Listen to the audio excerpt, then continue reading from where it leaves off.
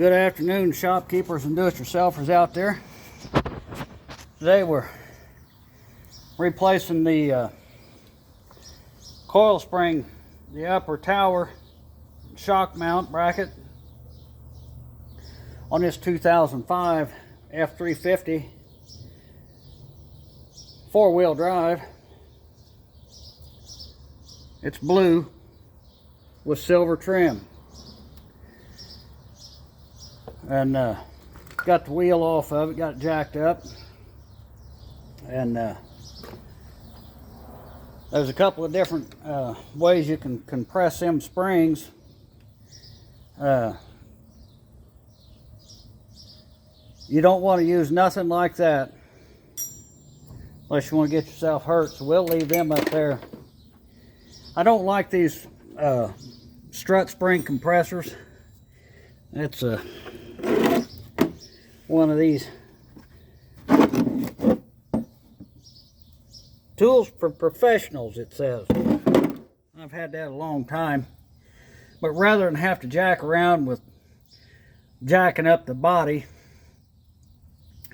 off of the axle, I'll just use these, and we'll compress that spring and just take it out of there, and then I've already got the shock off.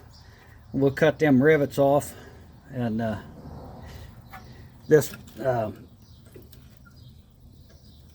brake hose bracket, that bolt broke off. It come out right down here on this lower spring seat, so we got that out of the way. Shock's out of the way. Now we'll just take a wrench probably and just tighten these compressor. It pulls down on that, and I'll just zip through that. Well, I did go ahead and put my transmission jack, come up underneath the snowplow frame, and jack the body up a little bit, a couple inches there. Try to keep these opposite one another best you can. It's kind of hard to do, but you got to take this piece off here, and I couldn't get that bolt to come loose. I don't want it to break, so I did what excuse me, I did what I did there to give me some more height, and we'll just take and put a pry bar in there and push that spring. It's just caught right there on that lip. We'll pull that out of there. And we've got sitting up on top of that lip, and there's just a little bit of pressure on it. We'll get that. I'll try to do this one hand and not send everything crashing down.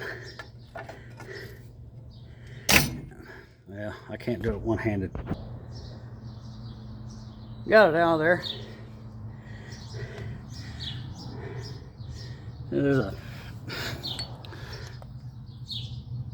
bolt down in there. It goes into that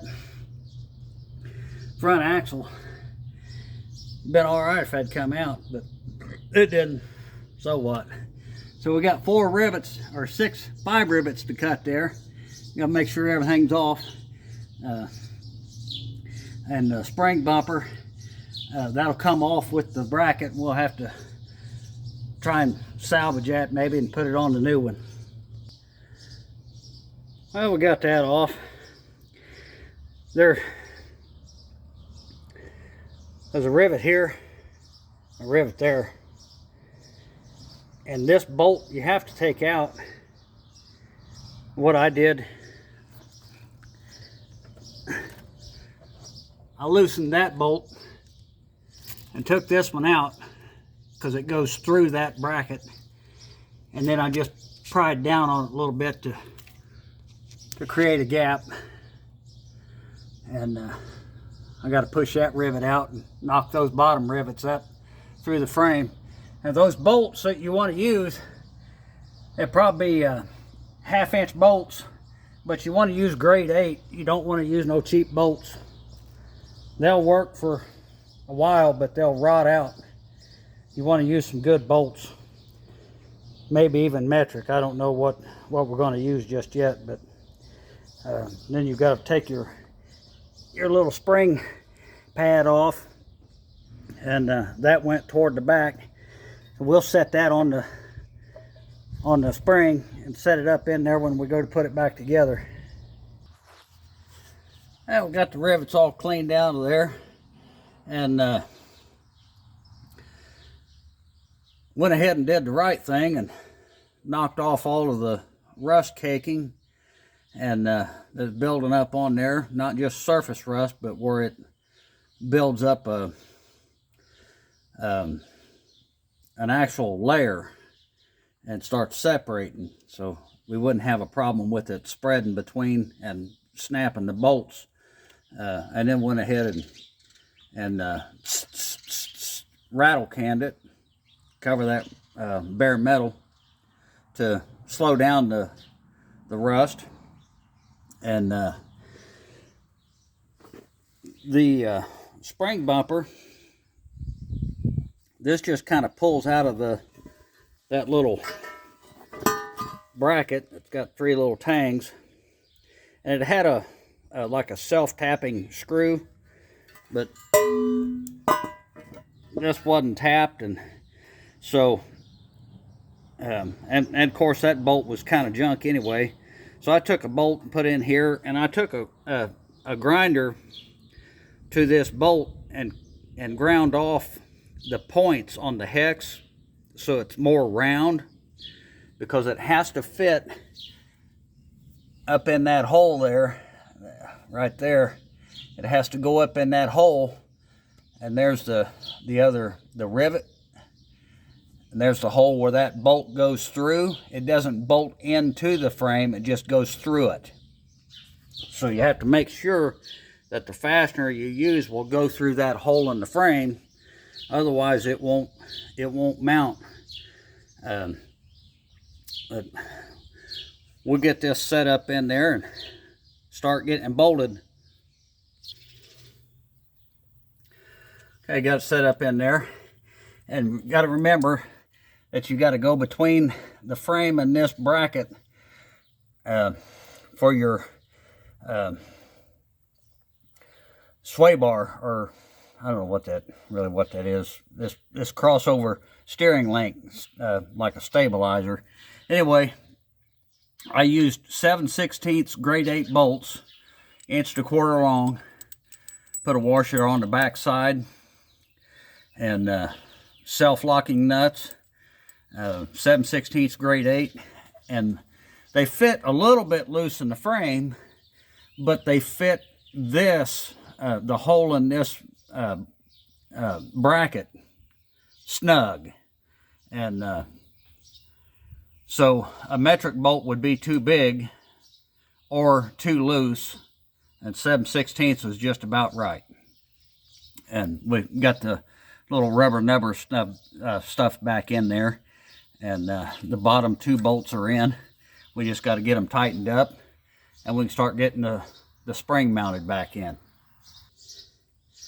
And we got them bolts tight, and now we'll take and put this bolt back in. It goes in through the bracket, and it has I don't know what you call them. It's just a nut with a lock arm on it, so when you put it on, get it started, you don't have to hold a wrench on the nut. It'll come around and contact the frame or something and hold the nut still while you tighten it up. So I'm gonna need both hands to contort that in there. Now we get the coil spring, put the top rubber keeper on there, and line up the notch with the end of the spring, and we'll set it up in there. You want to put it up in the top first, and then slide the bottom up over the center, the bottom spring pad, and we'll just find a pry point to catch and push it back up on there.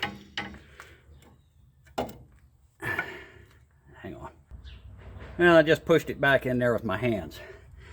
It wasn't that tight. So then we'll start backing these off kind of even and let that spring relax and go up into place. And you want to make sure that your bottom, the spring, is up against the knock here, the spring stop, and that'll be your correct position. And just make sure that it's setting, going up on the that little, like a sleeve. That's what holds it at the top, keeps it from jumping out. Yeah, the spring is relaxed, it's fully seated, and reattached the ABS, the wheel speed sensor harness. I had it disconnected here and here just to get the wire out of the way to protect it. Got those back on and tight, and getting the lower brake hose bracket put on. There's a little tab on the back side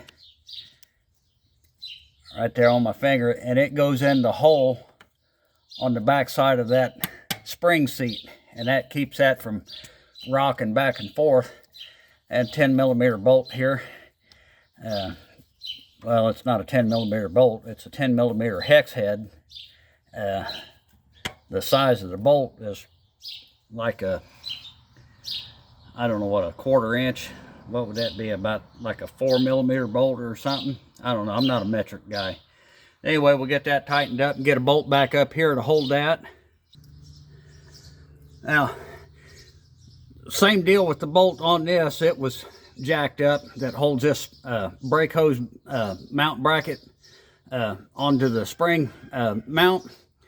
So I just used a 1/4 inch 20 bolt, and I put the bolt in this way and the nut on the back side, so there's no potential for interference with the spring. That gives a little bit of a cleaner looking finish in there. And now all we got to do is get the shock on and put the wheel back on. And putting the hardware on the shock, sometimes you get a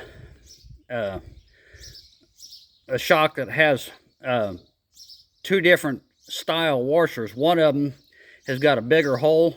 It's because the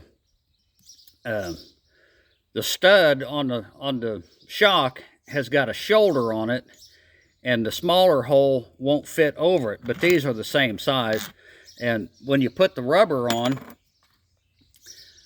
you got a little outset there, and those go toward one another, so your frame or where it mounts, these will kind of like go in the hole, because it's going to be bigger than the stud, but those will go like this, and they're kind of hard to push on. But anyway, that's pretty basic, but just in case you didn't know.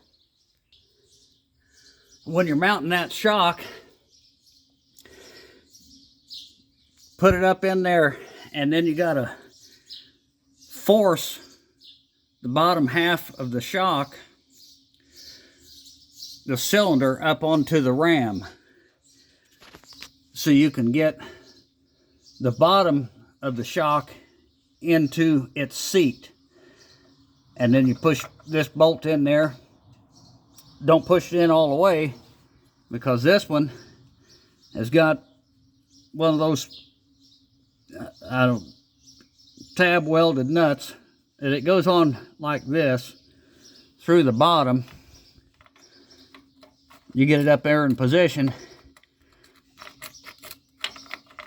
and that bolt's just slightly too far in, and you can see it coming up in the top of the hole there. And then you can push the bolt through and get it started. And when you're tightening this nut up here, there's probably going to be enough pressure from the shock being compressed to hold the ram of the shock still. And those are always stake nuts or lock nuts or whatever. just go ahead and start turning it. And if you see the shaft of the ram of the shock turning, then put you a pair of good channel locks right here and grip that so it doesn't turn. This one, that nut torqued down just fine without having to hold the piston or ram of the shock. And get that bolt going through that speed nut, and this is a done deal. Just get it jacked back up and put the wheel on, and we'll call this job done. So if you've never done this, you know what you got to do. You need a grinder or a cutting torch to cut the heads of those rivets off, and then you kind of got to grind the rivet off a little bit so you can, when you get the bracket off, so you can get the rivet drove through the frame. And the two down here at the bottom, I had to heat those back up, get them glowing red, because you really don't have a straight shot with a punch to push them through the frame. And I was having a hard time, number one, seeing where the rivet was, because I've got 57-year-old eyes now instead of 20, and being able to get a hard enough strike to get it to push through. So I got them glowing red, and then I hit them pretty easy and they come right out. But anyway, you need 7/16 bolts, and you want to use some lock nuts, or at least a good grade 8 nut with a grade 8 lock washer, and tighten that down good, because there is some pressure on that. You need 7 of them. Fellas, thanks for watching. Share, like, and subscribe. Comment if you will.